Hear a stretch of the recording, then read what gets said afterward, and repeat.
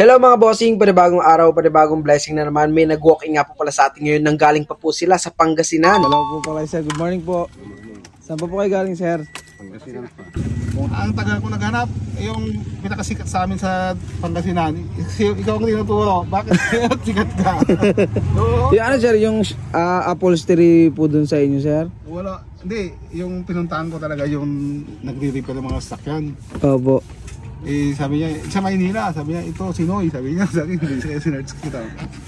Bale, ito na nga mga bossing, dashboard po ng Toyota Altis ang gagawin natin ngayong araw. Sobra-sobra na po kasing nagme-melt ang dashboard na to mga bossing, lalo na kapag mainit ang panahon. Kapag laging mainit ang panahon mga bossing, lumalambot po or natutunaw po ang rubberized po na nakadikit dito sa dashboard ng Toyota Altis. Once na nagkagano na po ang dashboard nyo, mas mabilis na po itong masugatan ng kahit anong bagay na didikit dito. Tulad na lang ng ginagawa ko ngayon mga bossing, mas mabilis na po siyang masugatan gamit lamang ang ating mga kuko. At ito pong natutunaw, ito po ang tatanggalin natin at papalitan po natin ito ng leather para po mas matibay at mas maganda na po ito tignan. Hindi lang po kami walk-in mga bossing dahil nag-o-offer din po kami ng home service. Mapaloob or labas ng Maynila ay gumagawa kami mga boss. Dito mga boss ay tinatanggal na po natin ang rubberized dito sa dashboard. Tinutunaw po natin ito para mas matanggal po natin ng maayos. Kapag nalinisan natin ng maayos, ganito ang kalalabasan nun. Dito nga mga boss ay nabalutan na po natin ng leather itong dashboard at isasalpak na lang po natin ito mga bossing para po mas makita natin ang tunay na ganda nito. Muli maraming salamat po mga bossing at kung gusto niyo po makakuha agad ng schedule, mas maganda po kung itatawag nyo agad yan dito sa aming contact number. Maraming salamat.